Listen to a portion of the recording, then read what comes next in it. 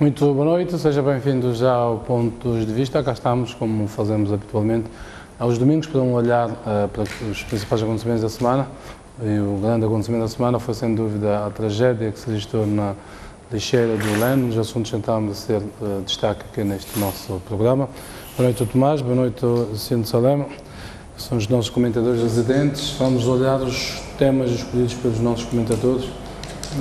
Começo pelo Salema, escolheu a responsabilidade do Estado e da TRAC, que é a concessionária da N4. Salema. Obrigado, boa noite. Como se sabe, o Estado tem três objetivos centrais: a garantia da segurança, da justiça e do bem-estar social. Ao nível da N4, a dimensão segurança tem estado ausente, sobretudo nos últimos anos. Na última semana assistiu-se a mais uma tragédia, uma carga contentorizada que era suposta estar devidamente acondicionada com padrões mínimos de segurança, cedeu e caiu sobre uma viatura. Um cidadão perdeu a vida no local e tantos outros ficaram feridos.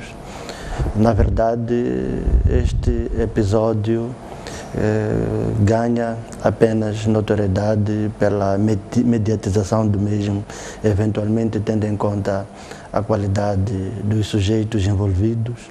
Entretanto, desde a zona que vai do Shoprite, passa a publicidade, até a portagem da Moamba, assiste-se todos os dias, sendo aquela uma zona materialmente residencial, assiste-se todos os dias a desastres, a acidentes até evitáveis. Entretanto, até hoje desconhece-se o que o Estado, através nomeadamente da ANE, neste caso da concessionária TRAC, estão a fazer para garantir padrões mínimos de segurança por aquela via. Quase todos os dias e a toda hora, sublinho, a toda hora, não era suposto que fosse assim, há comboios de autocarros, de caminhões, bendito, de carga diversa, provindos da África do Sul para Maputo, de Maputo para a África do Sul, e a conduzirem de uma forma totalmente irresponsável, sobretudo no atual contexto de reabilitação ou de ampliação da N4, sobretudo da zona que vai aqui da zona do Matadouro até a zona do Shoprite na Matola. Agora que se eliminou aquele separador ali pelo meio, a situação é muito mais complicada. Os caminhonistas nem respeitam aquilo que são as suas faixas de rodagem, aquilo que são os sentidos para cada uma das faixas, conduzem de forma totalmente irresponsável, que o perigo está sempre presente por ali.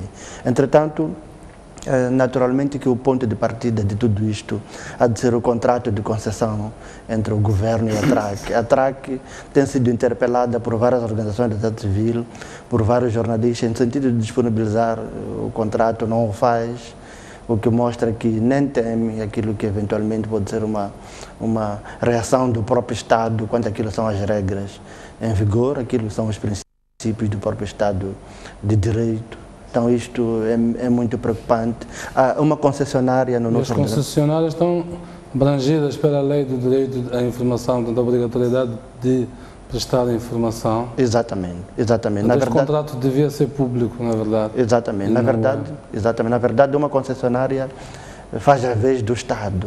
Ou seja, as mesmas responsabilidades que o Estado tem através do governo são as mesmas que uma concessionária tem, nesse caso em concreto, a TRAC. Então, gostaria de apelar a quem de direito para que cuidasse de assacar as devidas responsabilidades à TRAC, ao próprio governo, tendo em conta que confiou uma entidade que é a TRAC, mas essa entidade não está a cumprir com o seu papel. Este é, de resto, um dos assuntos que deveria merecer a intervenção da própria PGR, no quadro de suas competências nos termos da Lei nº 4/2017, de 18 de janeiro, que é o seu estatuto orgânico.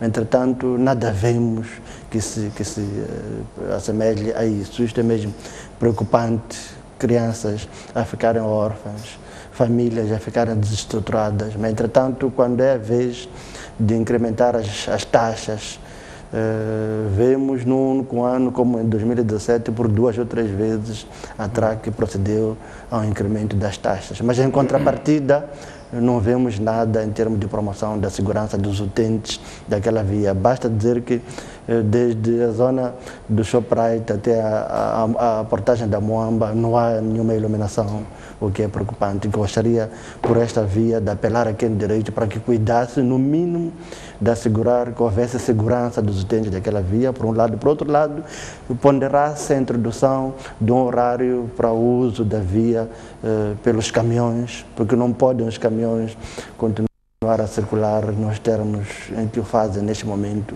porque caso contrário, eventualmente estaremos na presença de uma tragédia iminente, mais uma, e uma vez mais vamos vulgarizar o chefe de Estado, pondo a ir verificar situações que a partida são evitáveis. Há gente que recebe salários para fiscalizar, para garantir que a segurança seja preservada e garantida, mas não assistimos a isso. Basta dizer, parece que os direitos, os deveres dos cidadãos estão claros para com a TRAC, mas os seus direitos já não. Para a nossa infelicidade coletiva. Isto com a condescendência do Estado, porque o Estado tem a responsabilidade nisto. O Sarama dizia que no ano passado aumentou-se 2 vezes a tarifa. No âmbito do acordo de concessão, cabe ao Conselho de Ministros, portanto, aprovar o aumento de tarifa. Fê-lo no meio de tudo isto. O que é, no mínimo, preocupante. Preocupante. Olha, a TRAC tem várias cartas escritas por moradores individualmente ou por via de associações de desfamene, enfim, companhia, que se queixam de questões de segurança, não responde, portanto, nem sequer responde a estas cartas, o que mostra claramente o desprezo que tem com os cidadãos. Aliás, com o próprio Estado, que somos nós, enquanto coletividade, todos nós como um todo, de sorte que, para terminar, a própria qualidade do piso, comparando a qualidade do piso do lado de cá e do lado da África do Sul. A sinalização da estrada, claramente se nota que não estamos a ser burlados como cidadãos se compararmos com aquilo que está a acontecer do lado da África do Sul. Com a cumplicidade do governo. Pois, este é que é o aspecto que é mais saliente, é que o nosso Estado condescende com tudo isto que está a acontecer e, de facto, os acidentes, todos os dias há acidentes na N4. Eu sou utente da N4, portanto digo com autoridade, todos os dias há acidentes, todos os dias há filas enormes, há dias em que há filas de 100 e tal caminhões a entrar na cidade, o que é qualquer coisa de... não conheço uma cidade onde de uma vez só entram 100 e tal caminhões. Portanto, este é um assunto muito sério, de facto, que urge o Estado tomar uma posição. O Tomás escolheu como assunto da semana o pastor encarcera crianças no Chimoio. Tomás. Muito boa noite.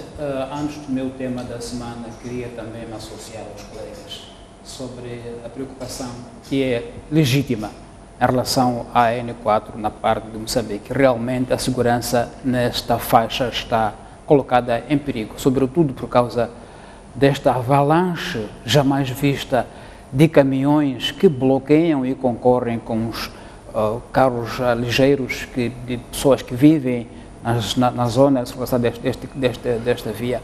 Os caminhões que até fazem sinais de luz para que os outros se afastem da via ou fazem buzinadas, provocando pânico na estrada. Realmente a situação está para ser revista por quem tem direito, porque de outro modo, como dizia o Ericino, ainda um dia haverá tragédias muito grandes nesta via se não forem tomadas medidas de segurança efetiva, como, aliás, a tarifa que se paga o exige.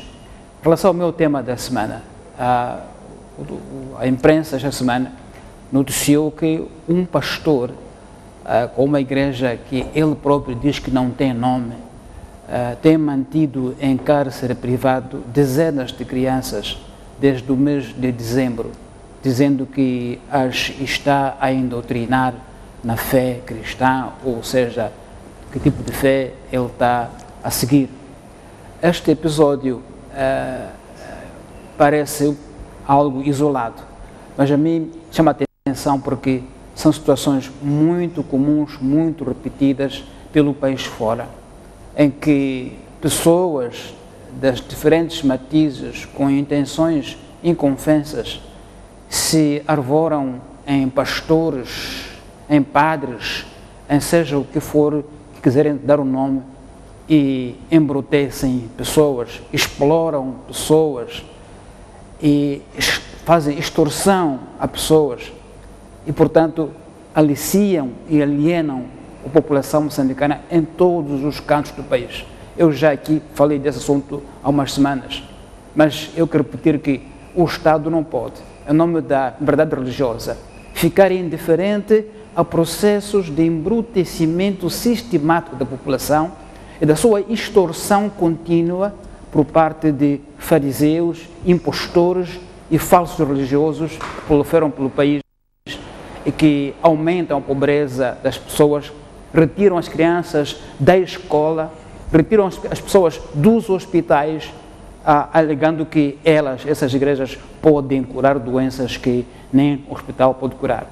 Repito que o Estado não pode ficar indiferente em nome da liberdade religiosa.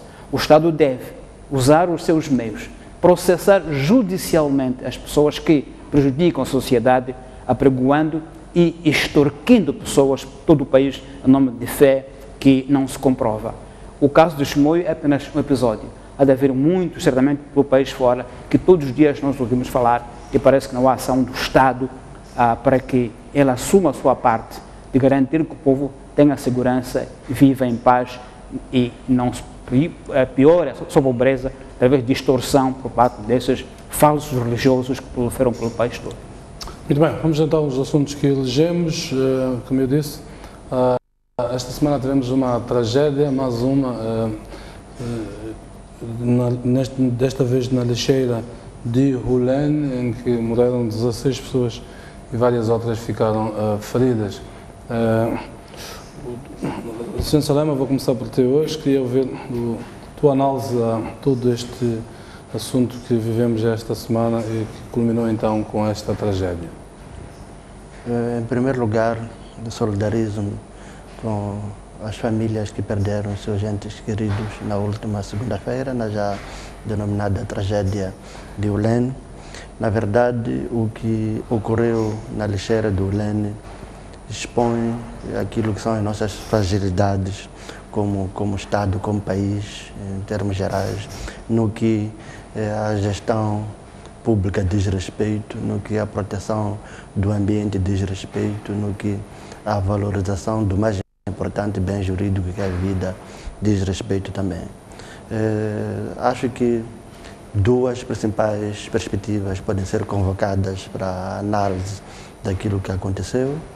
Uma perspectiva eminentemente política e outra jurídica. Em termos políticos, começo por dizer que o plano quinquenal do governo, 2015-2019, possui 5 prioridades.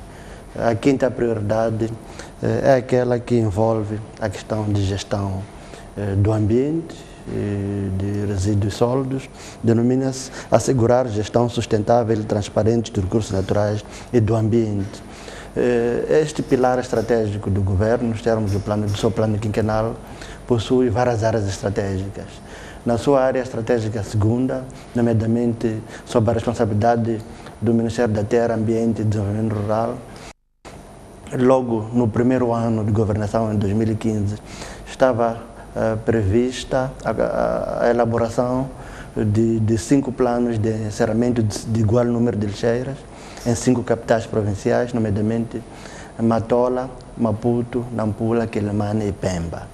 No balanço do Plano Econômico e Social do ano seguinte, aliás, do mesmo ano, saído em fevereiro de 2016, diz o governo ter procedido à elaboração desses 5 planos de encerramento dessas 5 lixeiras.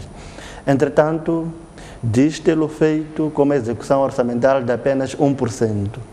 E, entretanto, analisando os planos econômicos e sociais de 2016, 2017 e 2018, o prosseguimento dessa atividade quase que desaparece. Não vem nem mais uma linha sobre aquilo que efetivamente está a ser feito como segmento do plano que foi elaborado, foi supostamente elaborado nos termos do Plano Econômico e Social de 2015. Este é um ponto. Indo para a lei, fica claro que, nomeadamente o decreto sobre a gestão de resíduos sólidos, meios urbanos, fica claro que há uma entidade com responsabilidades em tudo isto, que é o Mitader. E feliz ou infelizmente tem estado ausente esta semana toda que estamos a assistir a esta tragédia de Olene. Nomeadamente é o Mitader que fiscaliza, é o Mitader que deve assacar a responsabilização dos municípios que não cumprem aquilo que é o seu papel. E por outro lado, ainda no quadro legal, a lei diz que os municípios e outras entidades públicas e privadas que procedem à gestão de resíduos e outras questões com algum risco ambiental devem proceder à contratação de relevantes seguros para que eventuais danos tenham a competente recompensa ou indemnização. Mas, entretanto, da pesquisa que fiz até hoje, nada disso se assiste. Ou seja, uma vez mais, está provado que o nosso problema com o país não são políticas públicas, não são planos de governação, não é a lei. Eles estão lá sempre. Exatamente. Temos há 23 anos que temos uma entidade ministerial responsável, cimeira por questões ambientais, primeiro o MICOA e agora o Mitader nos últimos 3 anos. Mas, entretanto, nada está a mudar no que a promoção da segurança diz respeito. Em 40 e poucos anos de existência com o país, até hoje não temos um aterro sanitário com o país. A lixeira do Olene, há muito que deveria ter sido encerrada. Foram feitos estudos e concursos internacionais, ainda em forma de exposição de algumas incongruências governativas que infelizmente ainda as temos com o país. É o facto de, em 2014, o município de Maputo ter promovido um concurso público internacional para o fecho da lixeira do Olene, mas, entretanto, no ano seguinte, em 2015, o Mitader reivindica ter elaborado um plano para o encerramento da mesma lixeira, que é suposta ter já um plano de encerramento e é na base do qual se promoveu no ano anterior o concurso público internacional. Então acho eu que o que sucedeu por Olene deve ser motivo de reflexão profunda por parte de todos nós como país sobre o que efetivamente queremos enquanto gestores públicos, enquanto cidadãos, enquanto servidores e, acima de tudo, como é que devemos garantir que se assaque a necessária e competente responsabilização, quer seja política, quer seja jurídico-legal. Era suposto que por essas alturas já houvesse uma equipa da Procuradoria a investigar o que aconteceu, já houvesse uma comissão de inquérito constituída ou pelo governo ou o próprio Parlamento, a comissão permanente do Parlamento tem competência para rapidamente se reunir e decidir. Ou a própria Assembleia Municipal. Ou a própria Assembleia Municipal, mas, entretanto, o que vemos são discursos roseados, supostamente a destacar que, antes de tudo, temos que prestar assistência às famílias enlutadas. Claro que sim, mas, entretanto, isso não exime quem de direito da competente responsabilização. Até porque a lixeira continua naquele mesmo lugar e ainda há pessoas à volta daquilo. Tomás? Sim, eu partilho 100% a expressão de profunda perplexidade que exprime o Ericino em relação a este assunto. Há um livro muito célebre do já falecido Gabriel Garcia Marques com o título Crônica de uma Morte Anunciada. A morte das pessoas que ocorreu no Olene é uma morte anunciada há muitos anos e todos nós sabíamos que essa morte, menos dia, mais dia, ia ocorrer e ocorreu. Compreendo que, como dizia o Ericino, no orçamento do Estado apenas tenha ido 1% para as questões ambientais num certo ano, porque eventualmente a outra parte do dinheiro foi para cuidar de crianças nas pediatrias. Isso eu compreendo, mas não compreendo que não tenha sido possível impedir que pessoas montassem residências em torno da lixeira ao longo de anos. Isso não compreendo. Eu acho que isso estava ao alcance, ao dever de quem tem poderes para impedir que as pessoas construíssem, vivessem em redor de uma lixeira cada vez mais a crescer. Isso não tem explicação possível e plausível. E, portanto, sim, estamos em tempo de solidarizar-nos com as pessoas que morreram e apoiar os que sobreviveram, Mas não podemos esquecer que é preciso que haja responsabilização. No nosso país não podemos continuar assim, em que as coisas acontecem como se ninguém fosse com cargo de responder e prevenir para que aconteça o que aconteceu. Eu penso que é um caso muito sério para passar despercebido. Num outro contexto, não quero transportar e transpor para Moçambique práticas de outros países, mas vale a pena saber o seguinte: em agosto do ano passado, caiu uma árvore no município de Funchal, em Portugal, numa praça pública que havia uma festa. Morreram 13 pessoas. Neste momento, o presidente do município de Funchal foi constituído arguido, assim, mais a vereador da ação ambiental e um funcionário do município, constituído arguidos por negligência, que é um crime. Não estou a insinuar que é o caso moçambicano, mas é bom que saibamos que em outras paragens estes casos têm autoridade, têm parte criminal por que responder. Porque é preciso que as pessoas assumam que eu tenho um posto, este posto tem direitos, também tem deveres. Não estou a insinuar que o Dr. David Simango seja processado, até porque, como vimos... Mas alguém tem de ser, Tomás. Sim. Está aqui estabelecida uma similaridade entre o que acontece com o nosso direito é um direito tributário do direito português. Certamente. Há muitas coisas que são semelhantes. Sim. O crime de negligência está previsto no nosso Código Penal. Claro que está. E vemos todas essas coisas. O Salema alertava disto. Eu venho aqui a ação número 212 do Plano Econômico e Social de 2015. Está aqui, elaborar planos de eliminação de lixeiras a nível das capitais provinciais: Maputo, Matola, Quilimane, Nampula e Pemba. Está aqui. 2015, estamos em 2018. Poxa, se esta ação não avançou, que alguém não cumpriu as suas responsabilidades. Como eu digo, eu vou repetir, não estranho que não tenhamos tido os fundos necessários para implementar o plano da lixeira do Leme, mas tínhamos responsabilidade, capacidade e competência para impedir que as pessoas ali montassem residências. Eu ouvi ainda há umas semanas o Dr. David Simango a dizer o seguinte: há uma decisão para se desmontarem as barracas que se situam perto de escolas. Estamos a mobilizar as pessoas das barracas, não estão a aceitar sair desses sítios. Eu ouvi este tom com um tom de conformismo, com todo o respeito. A autoridade não pode se conformar, porque se nós tivéssemos estatísticas que nos dissessem qual é o índice de alcoolismo juvenil que nasce das barracas, nas escolas, aí sim íamos perceber que é um caso muito sério do futuro de um país que há anos as pessoas reclamam: por favor, retirem as barracas próximas das escolas. Mas parece que há uma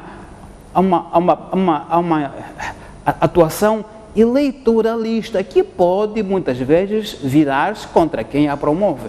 Então eu acho que há ações que devem ser tomadas com coragem, porque têm efeitos a longo prazo muito positivos do que o queremos evitar a curto prazo. Não se pode aceitar que haja mais um LEN, que haja mais, há pouco tempo falávamos da N4, que haja ali mortes na N4, ou que continuem barracas em torno de escolas. A decisão que foi tomada para que isso seja removido, por favor, é preciso que as decisões tomadas sejam executadas, sob o risco de que vamos falar todos os anos das mesmas coisas que afinal já foram debatidas e já houve soluções tomadas ou há muito tempo, mas falta implementação. Então, eu também quero exprimir a minha indignação profunda com este facto do goleiro nesses termos. Salema falava aqui da dimensão da responsabilização política.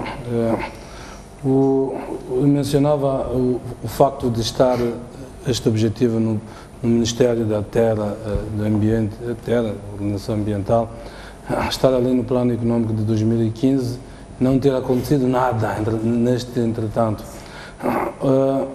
Anteontem eu vi o Ministro da Terra dizer que até o primeiro trimestre de 2015 iria começar a funcionar o aterro de Macamel.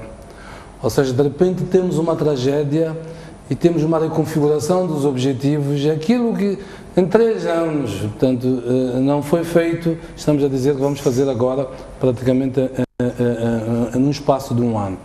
O que significa, afinal, era possível fazer.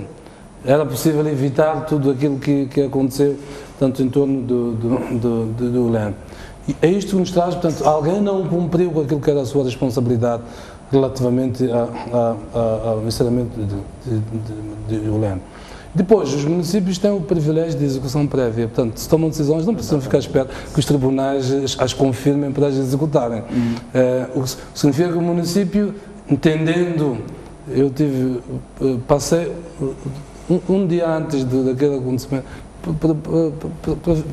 pelo Parlamento de Juiz-General, e é muito difícil passar por aquela zona. Um cheiro nauseabundo, a pessoa passar de viatura tem que fechar os vidros do carro. E pergunto, como é que vivem as pessoas ali à volta? Mas há secretários de bairros, há representantes do município para aquela zona, há autoridades instaladas naquela zona. O que significa que essas autoridades sabem do problema, reportaram, e acredito que o presidente do município passava por aquela zona, os vereadores, o ministro da terra e tudo mais. Ou seja, o problema é por demais conhecido. Alguém não fez o seu papel relativamente àquele assunto. Portanto, e ainda assim, se vemos, a culpa está a morrer solteira, claramente. Exatamente. Que mecanismo pode ser acionado do ponto de vista da responsabilização política? Sim, em termos de responsabilização política, acho eu que temos duas vias clássicas. Primeiro, é aquele que sabe que deveria ter agido de uma certa forma, mas não agiu, ele próprio ter a mínima vergonha e colocar o cargo à disposição. Por outro lado, quando não o faz, pelo menos aqueles que podem acionar mecanismos visando promover que isso aconteça, procedam dessa forma. Refiro-me, por exemplo, à Assembleia Municipal. É claro que no nosso ordenamento pode não conseguir remover um edil, mas pelo menos uma moção de censura seria bastante para que a própria Assembleia, de forma esmagadora, não apenas uma bancada minoritária, mas a Assembleia como um todo, expressar a sua insatisfação por aquilo que está a suceder. E aquele que procede dessa forma, ainda que eventualmente em sede de uma investigação, em sede de um inquérito, possa ser confirmado que efetivamente não tinha culpas no cartório, entre aspas. Mas, entretanto, a responsabilidade de quem gere, quando coloca o cargo à disposição, mostra que, de uma ou de outra forma, a pessoa sente-se parte daquele fenômeno. Infelizmente, falávamos disso há alguns meses, no ano passado. Infelizmente isso não é prática. As nossas elites políticas estão demasiado agarradas ao poder. Exatamente, mas numa situação destas, acho eu que quem de direito até ganharia muitos pontos, porque estaria a solidarizar-se de forma inequívoca com as famílias dos entes que perderam seus entes queridos. Não pensar que solidariedade é apenas comprar um caixão, comprar uma barra de peixe, tantos pães, etc, etc. É muito mais do que isso, a responsabilidade pública. Então acho eu que essa é uma dimensão. Outra dimensão seria a dimensão... Num país normal, entre aspas, quer o presidente do município, quer o ministro do Ambiente tinham-se demitido, claramente. Exatamente, exatamente. Eu penso assim, há 4 ou 5 semanas assistimos no Reino Unido da Grã-Bretanha, feliz ou infelizmente, somos uma aldeia global. E temos como país, somos parte de uma sociedade global. Aliás, daqui a uma semana o nosso governo vai a Londres interagir com os seus credores. Um ministro atrasou a uma sessão parlamentar. Só por conta disso, colocou o cargo à disposição. Pode ser que pelo caminho tivesse encontrado um acidente, por via disso a via obstruída ou obstaculizada, etc, etc. Mas, entretanto, sendo conhecedor daquilo que é a sua responsabilidade, colocou o cargo à disposição. Então, acho eu que este é um ponto. Por outro lado, em termos de responsabilidade jurídico-legal, acho eu que há espaço para que se mova uma ação contra o município em termos de responsabilidade delitual, pelo menos. Se há normas que dizem que todos nós, enquanto cidadãos, as próprias entidades públicas e privadas, devemos nos comportar de uma certa forma para evitar um certo resultado. Aquele que tem como responsabilidade de cimeira, por via disso, tem até um salário, tem que garantir que todos adiram a esse comando, nada faz. É claro que tem algum tipo de responsabilidade jurídico-criminal quanto a isso. A nossa legislação já evoluiu muito. E depois, em sede própria, sendo esse o caso, haverá o exercício de contraditório.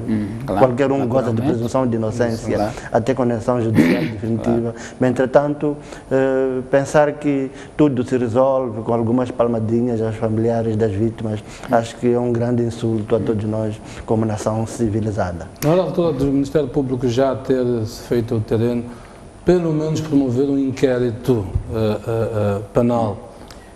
Eu espero que é o mínimo, espero que é o mínimo que o Ministério Público, de forma oficiosa, e porque houve perda de vidas humanas, eu penso que já está em ação uma investigação. Espero honestamente que esteja já no terreno uma equipa do Ministério Público a querer investigar, fazer um inquérito como deve ser, para que apareça com evidências que expliquem ao público o que aconteceu, para que todos nós passemos de especulações para factos averiguados no local por quem de direito. Este caso de morte de pessoas realmente não nos pode deixar indiferentes, não nos pode deixar de impelir a exprimirmos a mais forte indignação, sobretudo porque, como dizia o Ericino, essas questões de pessoas titulares de postos, perante situações graves de perda de vidas humanas, terem atitude eticamente corajosa de dizer o seguinte: eu ofereço o meu lugar. A questão é ética, não é questão legal.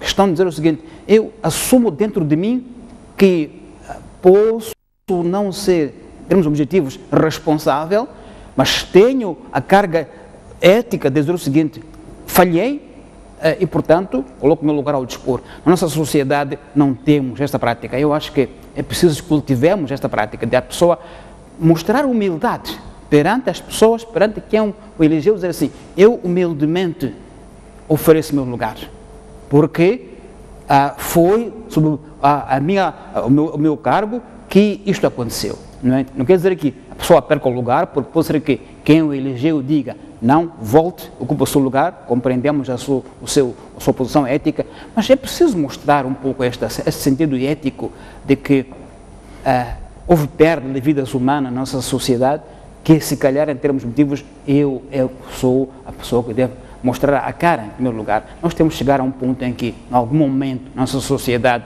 também temos este sentido ético de governação. E na dimensão política ainda que eventualmente a Procuradoria esteja a empreender já um inquérito, desta vez até que não há nenhum anúncio público da Procuradoria. Está a fazer em silêncio. Exatamente. Em silêncio. Já vimos casos até menores em que a Procuradoria, em tempo quase recorde, emitiu um comunicado já dizendo o que estava a fazer, acoberto do seu estatuto orgânico. Acho eu que, ainda que hipoteticamente seja promovido algum inquérito, a probabilidade de não resultar nenhuma consequência desse inquérito é maior. Como dizia Salazar, se pretender que uma verdade nunca seja descoberta, é só se criar uma comissão de inquérito. Já houve comissão de inquérito quando foi da explosão do paiol de Machazine, em 2007, até hoje não vimos nenhuma responsabilização. Quanto à gestão aparentemente danosa dos fundos do INSS, em 2012, 2013, vimos uma sindicância, se a memória não me traiçoa, da Inspeção Geral de Finanças, etc, etc. Quando foi do acidente de Tenga, até hoje, em 2012, até hoje nada vimos. Entretanto, a questão é muito mais profunda do que um mero inquérito, uma mera investigação. A responsabilidade ética, para sublinhar o que dizia Tomás, de quem governa, acho que é central neste estudo, como uma mensagem pública de que, na verdade, a culpa nunca deverá morrer solteira num verdadeiro Estado de Direito democrático. E mais um ponto da lei que nos mostra que, em termos de quadro legal, talvez somos os melhores do mundo, mas em termos de prática, zero em absoluto, é o artigo 28 da Lei do Ambiente, cuja epígrafe é agentes de fiscalização ambiental. E diz assim: compete ao governo criar, em termos regulamentares, um corpo de agentes de fiscalização ambiental competentes para velar pela implementação da legislação ambiental e para a tomada das providências necessárias para prevenir a violação das suas disposições. Entretanto, temos o MICO há 23 anos, temos o governo desde 1975, temos esta lei há mais de 20 anos, entretanto, nunca foi criado. Nada disto se efetivou até hoje. Eu dizia que o ministro Celso Correia anunciou então que a partir do primeiro trimestre do próximo ano o aterro de Matlamer vai funcionar. Há aqui um dilema, a zona de Matlamer foi ocupada por vários populares, fizeram demarcações e começaram inclusivamente a construir. Eu conheço a zona, há inclusivamente uma vedação que foi feita pelo Estado, as pessoas estão lá dentro, ou seja, transformou-se já numa zona habitacional. Na altura em que foi projetado, ainda era uma zona, digamos, quase rural, aquela. Agora é uma zona habitacional. Significa que há um outro dilema que o Estado vai ter de retirar aquelas pessoas que já construíram habitações, já mesmo convencionais, enfim, em anos eleitorais, e sabemos como é que se lida com estas coisas. Significa que vem aí mais um problema que o Estado vai ter que assumir para, se de facto quer ter este aterro a funcionar a partir do primeiro trimestre de 2015. Exatamente, e de alguma forma, devo dizê-lo aqui, de alguma forma o próprio governo central é responsável pela existência deste tipo de situações.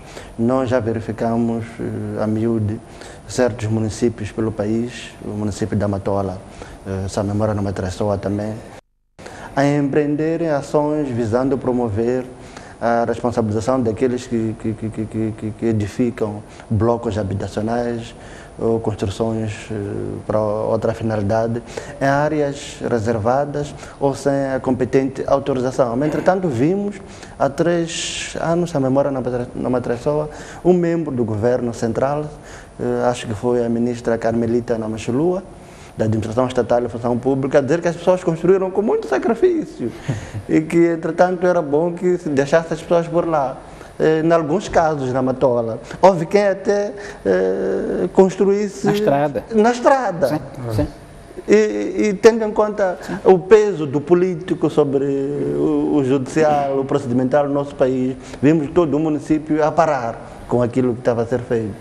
Num quadro desses, claramente que o governo está a convocar todo aquele que tem algum apetite no sentido de violar as normas, a construir por Matlamele, a construir por Boquiço, a construir por Laulane, etc, sem a necessária autorização, mesmo naqueles espaços reservados pelo município. É claro que pode-se questionar onde que está o município para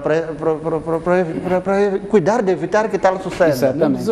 A Polícia Municipal em concreto de Maputo tem uma zona de reserva do Estado, tem umas placas enormes a dizer, primeiro são zonas de inundação, vulneráveis, portanto, e são reservas do Estado, portanto, dentro daquele quadro da lei que prevê que, de acordo com o tipo de estradas, da estrada até o interior, portanto, há uma certa distância que é a zona de reserva do Estado. Convido qualquer um a passar por ali. Às vezes, dentro de uma placa há uma obra. Aliás, há uma obra que a placa está dentro do espaço. Pois. É verdade, eu ainda ontem passava por lá e via isto sob o olhar condescendente do município. De quem devia proibir isso. Daqui a mais alguns meses são casas erguidas naquela zona. Não, Jeremias, por analogia, eu me lembro aqui há uns anos, aqui onde se chama Barracas do Museu, havia uma placa, instalações da Embaixada do Brasil. Estava lá uma placa ali instalada. Portanto, proibia-se porque ali ia ter a Embaixada do Brasil nas Barracas do Museu. Em algum momento, houve um movimento para se remover a Barraca do Museu, mas creio que calhou um pouco antes de eleições municipais, a ação foi interrompida. Neste momento, ali no museu, não são barracas só, são restaurantes formais, com licença, numa zona que, em princípio, não era para esse efeito.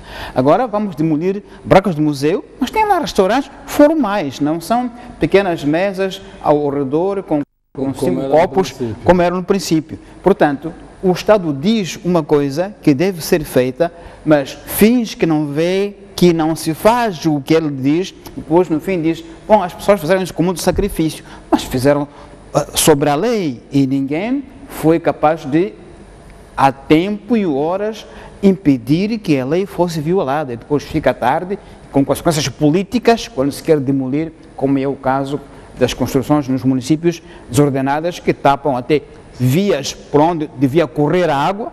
Temos o drama das chuvas em todo o município da Matola, Machava, bairro da Liberdade, porque as águas foram bloqueadas por construções, mas quando se demola, há perceber que houve sacrifício na construção. Então, o que é que ficamos? Aliás, quanto sobre Matlamele, apesar disto tudo, o Estado é Estado. É isso mesmo. O Estado tem que ter isso mesmo. Tem que intervir. Referia-se aos poderes de execução prévia. Claro. Atos definitivos de executórios. Entretanto, e depois, há um bem maior a montante, que não pode ser obstaculizado porque o cidadão A, B, C ou D edificou a sua moradia por ali. E isto não deve ser feito durante 20 anos.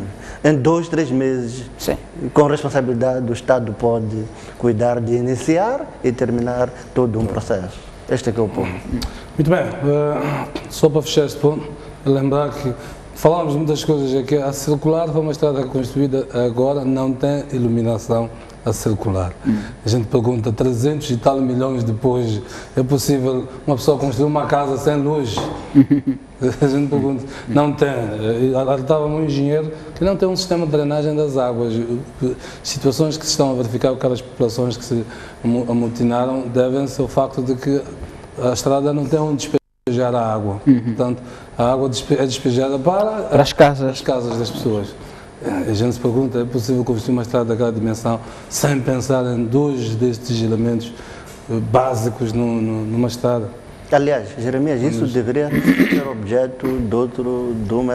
E a quantidade de acidentes que ocorre lá muito se deve também à ausência de iluminação naquela estrada. Exatamente, isso por si só deverá ser motivo de um debate, como dizia Tomás, de um debate público e também, eventualmente, de constituição de uma comissão de inquérito para investigar o que quer ter acontecido por ali.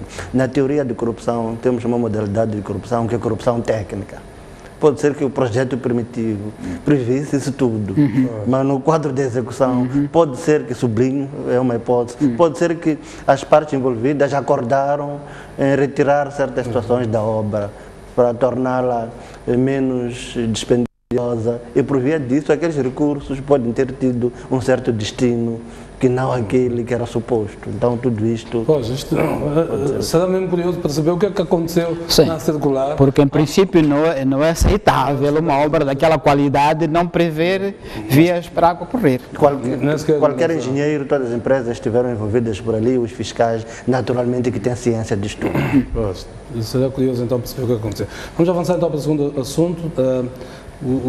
Várias entidades do Estado da área de regulação da água, incluindo a área da regulação da água, anunciaram então que já estamos em crise na área do Grande Maputo de abastecimento de água, porque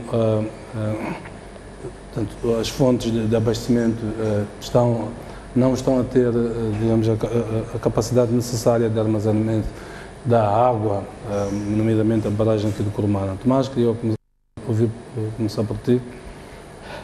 Na verdade, estes alertas de que Maputo e Matola correm o risco de ficar à sede nos tempos que se aproximam são alertas que já vêm há algum tempo para esta parte, por uma razão a mais profunda, que são as mudanças climáticas, que são um fenómeno global e que alteram, portanto, o ciclo das chuvas e a sua intensidade e, por conseguinte, afetam a capacidade de armazenamento de água para Maputo e Matola. Este fenómeno já se verifica com muita intensidade em cidades como a cidade do Cabo, na África do Sul, onde já se vêem filas de pessoas com baldes a levar água em fontenárias públicas. De qualquer modo, uma vez mais, pelas notícias que estão a circular, penso que se é verdade que é um fenómeno natural, sobre o qual não temos controle, mudanças climáticas. Mas também é verdade que parece que a nossa própria preparação para mitigar os efeitos desse fenómeno tem sido muito lenta.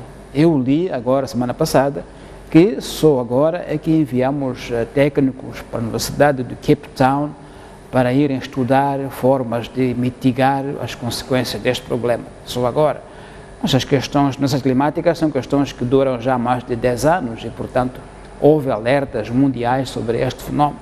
Isto é um aspecto. Outro aspecto, me parece que em termos de prevenção e de educação cívica para a poupança, ainda não se está a fazer praticamente nada.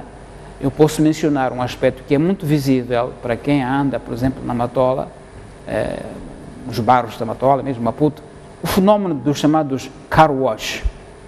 Em qualquer esquina há uma barragem, uma rampa qualquer, onde com 2, 3 torneiras passa-se o dia todo a lavar carros sem qualquer ciência, simplesmente a esbanjar água. Eu penso que esta é uma das decisões que pode tomar imediatamente, disciplinar estes lugares de lavagem de carros, porque digo, são lavagens de carro sem qualquer ciência, estão lá miúdos com mangueiras, durante o dia todo, os carros vêm de onde vêm e se gasta muita água tratada a lavar carros de forma indisciplinada. Penso que esta é uma das medidas, mas também pode-se fazer um programa de educação sobre como regar os jardins das casas das pessoas, como usar a água em casa. Então, penso que há uma série de ações de educação cívica que deviam já estar em ação, que não estão, e depois vamos mais tarde dizer assim, bom, na verdade já tínhamos previsto, mas afinal não fizemos o suficiente a tempo de evitar o pior, porque, pelos vistos, parece que apesar de cair muita chuva em Maputo, província, ainda não há solução para esta escassez no rio Umbeluze. Então, eu queria destacar dois aspectos. O primeiro aspecto é que é um fenómeno natural, mudanças climáticas, mas que a sua resposta, me parece que do nosso lado veio tarde. Segundo aspecto, tardam medidas de mitigação, de educação cívica do cidadão para saber usar a água, sabendo que estamos em crise deste líquido precioso e indispensável à vida humana. Salem. Sim, para além só de Maputo e Matola, gostaria de incluir também a região de Boane, nomeadamente a partir da Matola Rio até a região dos pequenos Libumbos. Grande Maputo são essas 3 áreas. Na verdade é preocupante que como país não sejamos proativos em termos de promoção de soluções para os problemas de cuidos como este. Há vários anos que pessoas como o engenheiro Manuel Alvarinho já vinham alertando para o perigo que o país estava a correr pelo facto de a disponibilidade de água de ano para ano ser cada vez mais complicada. Há 2 semanas as autoridades falavam de cerca de apenas 19% da sua capacidade. Umbeluze neste caso, isto é mesmo muito sério que deve já preocupar a todos nós. Já deveríamos, como dizia Tomás, estar a assistir a campanhas de educação cívica, ainda se acham ausentes, uma e outra por aqui, por ali, de forma esporádica, mas isso não é bastante. E olhando para o futuro e em forma de antecipação, acho que já é tempo de fazermos aquilo que algumas cidades pelo mundo, até na Europa, têm feito, que é de construir em certos locais fontanários, mesmo no centro da cidade, de água tratada, e que em momentos de crise profunda vamos chegar a esse tempo em que os prédios não vão ter água, em que os bairros não vão ter água, pelo menos água para consumo não nos falte. Estamos a caminhar para aí, se a situação não se inverter, não há de faltar muito. Por outro lado, temos que investir também num domínio que é o domínio da ciência jurídica. Moçambique possui 15 bacias hidrográficas. Destas 15, 9 são partilhadas com os países da região. Mas, entretanto, em termos de direito de integração regional, em termos de direito que regula os recursos hídricos, ainda não temos muitos especialistas por cá. Ainda não vemos estudos muito profundos quanto a isso. Ainda não vemos equipas de negociação com os países vizinhos com conhecimento de causa de forma muito profunda, no sentido do próprio recurso, tanto a montante como a jusante, ser gerido tal como recomendam os próprios protocolos subscritos pelos países da SADC. Não podemos ter situações em que um certo país, antes de atingir o nível 100, não liberta água para países como o nosso.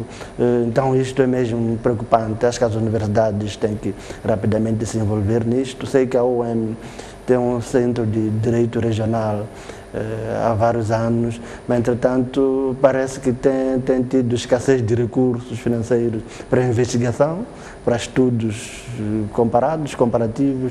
Então acho eu que uma vez mais é chegado o momento de a própria ciência ser usada para o bem da própria vida em sociedade. Dizem-nos aqueles que conhecem que em tempos houve aqui pela Baixa de Maputo um reservatório de água. Aparentemente está inativo, mas entretanto é possível fazer-se algo no sentido de ativá-los. Por outro lado, exatamente, por outro lado, um município como Maputo já deveria estar a empreender aquilo que se faz, por exemplo, em Cabo Verde e LA. Quando se constrói, por exemplo, um hotel numa zona como aqui na Orla, por exemplo, Radisson, Thousand Sun, passa essa publicidade. No processo de aprovação pelo município, pela entidade, esses investimentos devem pressupor um mecanismo de transformação, de dessalinização, assim como se diz, da água do mar, para que essa água seja potável. Mas, entretanto, estando no século XXI, ainda nos portamos como se estivéssemos no século XVIII. Acho que isso é preocupante. Temos que dar um passo à frente, anteciparmos os problemas, não estarmos sempre a correr atrás do prejuízo, como se diz na gíria popular. Muito bem, vamos avançar pelo tema. Esta semana também aconteceu o encontro entre o presidente Nyusi e o líder da RENAMO, Afonso Dhlakama, nas matas da Gorongosa, mas o presidente surpreender de novo. Pelas informações muito escassas que chegaram cá fora, o presidente Filipe Nyusi e o líder da RENAMO terão abordado a parte mais sensível de todo este processo, que é a parte da desmobilização das forças da RENAMO sobre a integração social. Parece-me que esta é o osso que fica por roer e cuja parcela parece ainda muito complicada de se digerir. Não transpareceu cá fora o que foi avançado em termos de discussões sobre esta matéria, porque, tanto quanto se sabe, o presidente da RENAMO tem o dito várias vezes, o que a RENAMO exige é paridade nos níveis de direção das Forças Armadas de Defesa de Moçambique. Portanto, o tipo de exército em que metade vinha do governo, outra metade vinha da RENAMO ao nível da liderança.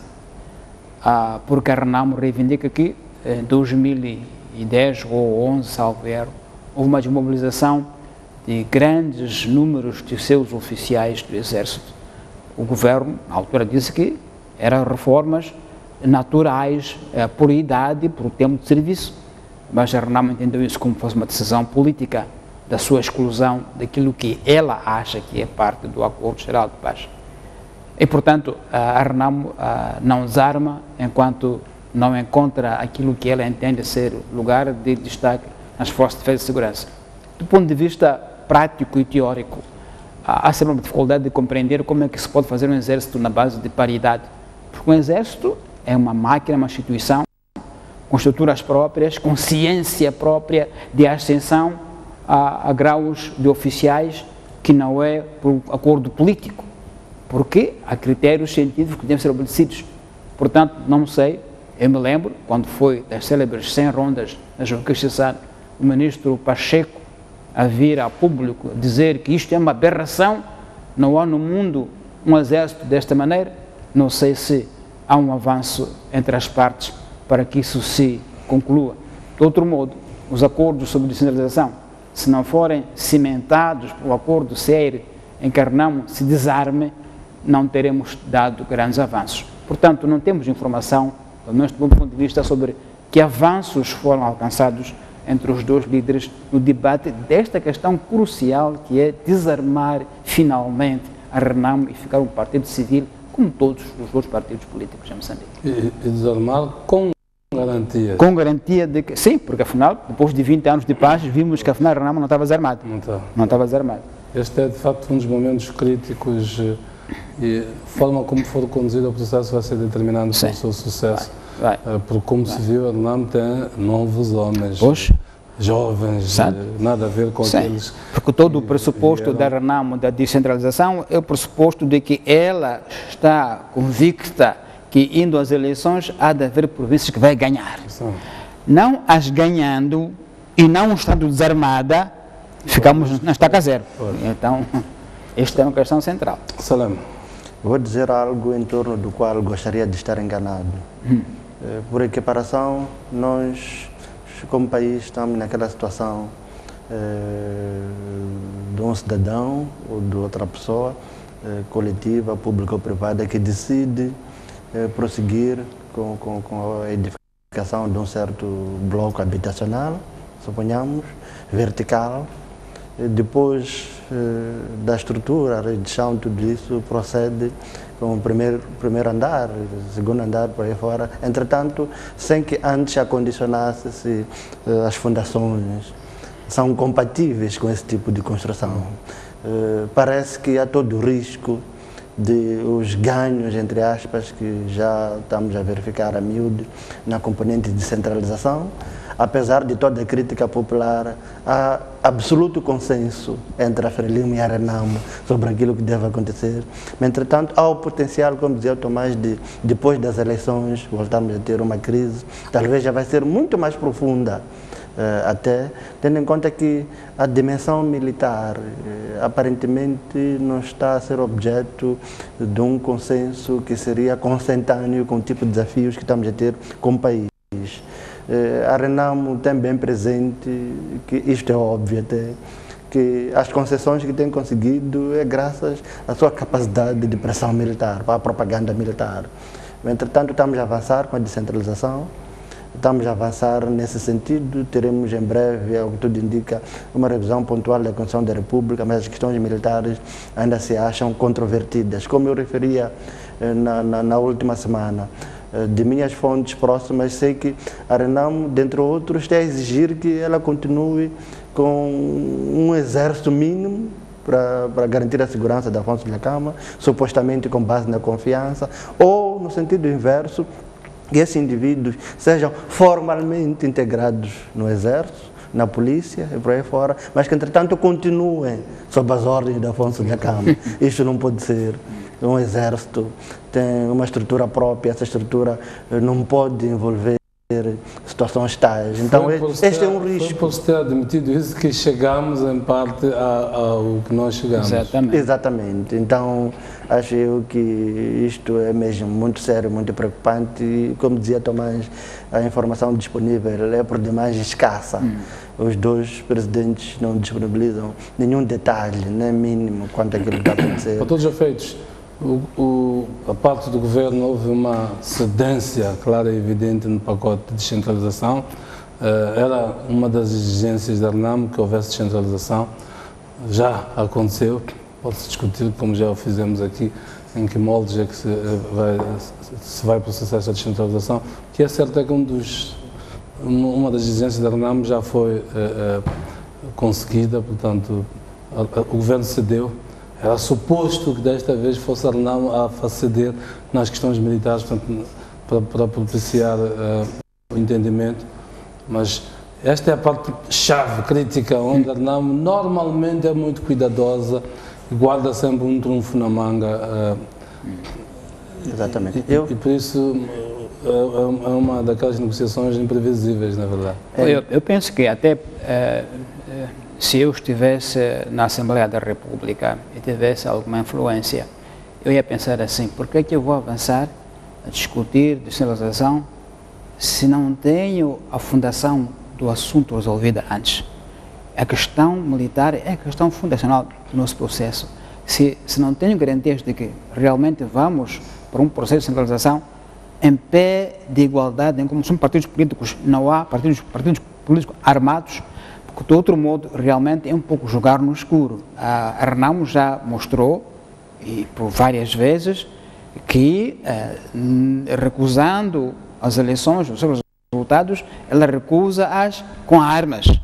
E qual é a garantia de que não o fará da mesma forma desta vez? Então acho que é uma questão mesmo crucial, e aí sim acho que os nossos dirigentes devem vir ao público esclarecer o que é que estão a discutir, a que ponto se encontram, porque é como se diz, não é? Somos tipo gatos escaldados, não é? Até de água fria, a gente foge, porque estamos já com 20 anos neste vai e não vai, vai e não vai, e arranhamos sempre trazendo as armas como instrumento de chantagem política, pode assim se dizer, quando ela não concorda com os processos. Então, penso que é mesmo uma fase crucial deste processo que temos todos que seguir e com óbvia razão. Não é? Com óbvia razão. Em outubro de 2012, como parte das celebrações do 20º ano da assinatura do Acordo Geral de Paz de Roma, a revista Prestígio do nosso amigo Refinaldo Schlenk fez uma edição especial. Nessa edição, um dos articulistas foi Tomás Vera Mário, nosso colega aqui, e que cobriu as discussões, negociações de Roma até a assinatura do acordo. Nesse artigo, na revista Prestígio, Tomás Vera Mário contava algumas histórias por Roma e dizia a miúdo que logo que se assinou o acordo, um dos negociadores referiu que tinha-se conseguido pelo menos um acordo para 20 anos, um acordo para uma paz por 20 anos. Essa individualidade era o senhor Armando Emílio Guebuza. Curiosamente, aquela paz foi mesmo por 20 anos. Em 2013, ou seja, no 21º ano, começamos a assistir aquilo tudo por Muxungu e pelo país, para dizer o quê? Para dizer que esta não seja mais uma dessas ocasiões em que estamos à procura de uma paz para algum período, sejam 5, sejam 10, sejam 20, sejam 30, sejam 50 anos, mas que seja uma paz definitiva.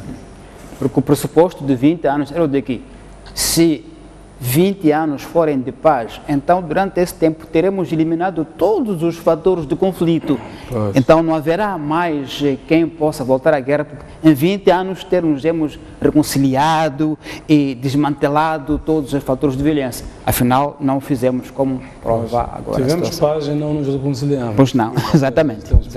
Um verdadeiro ponto que eu, muito rapidamente, ouvir as vossas opiniões, o Salema, a Anadarko anunciou esta semana, conseguiu então vender parte do gás que já começou a explorar, vai começar agora, uma vez estão a montar as plataformas, ao nível da bacia do Rovuma. Mais uma boa notícia num rol de muitas más notícias que temos acumulado nos últimos dias.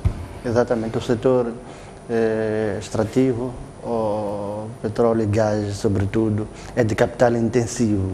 Sendo de capital intensivo, pressupõe, por parte das empresas que promovem a exploração, pressupõe que se financiem através de sindicatos bancários pelo mundo.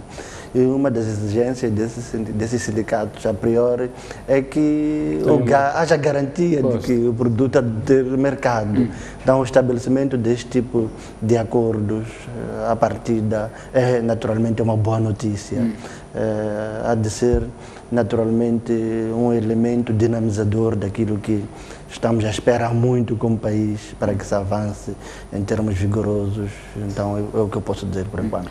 Não, sem dúvida que é uma notícia que encoraja o país e a indústria do gás em Moçambique, do gás liquefeito, porque é o primeiro grande contrato de compra e venda para um grande consumidor, que é a EDF da França. Segundo dizia o gestor da Anadarko, a entrada da França abre o mercado do nosso gás liquefeito para o mercado europeu. Isto é um grande bom sinal. Ele dizia que a localização do nosso gás liquefeito é única no mundo em termos de que está em posição de canalizar-se para várias partes do mundo. E a entrada da Europa é uma espécie de garantia de qualidade e de eficiência do sistema. Então estamos de parabéns nesse aspecto, porque é uma entrada primeira e muito forte que vem da Europa, de uma grande empresa, que é a empresa da França, que vai fazer essa compra ao longo de vários anos. E, portanto, é um sinal para outros potenciais compradores de que, se uma empresa que exige qualidade e segurança, como a francesa, fez este contrato é porque em Moçambique há garantias não só de qualidade do gás, mas também de qualidade das empresas que fornecem em termos de periodicidade e cumprimento dos contratos. Então, é um sinal bom para o futuro e estamos, por isso, todos, acho eu, de parabéns, porque é o primeiro grande contrato de compra e venda que temos do nosso LNG do Rovuma. Muito bem, vamos terminar por aqui. Promessa então de que nos voltaremos a encontrar neste espaço no próximo domingo, em termos de pontos de vista, obviamente. Uma boa semana de trabalho a todos e até próximo domingo.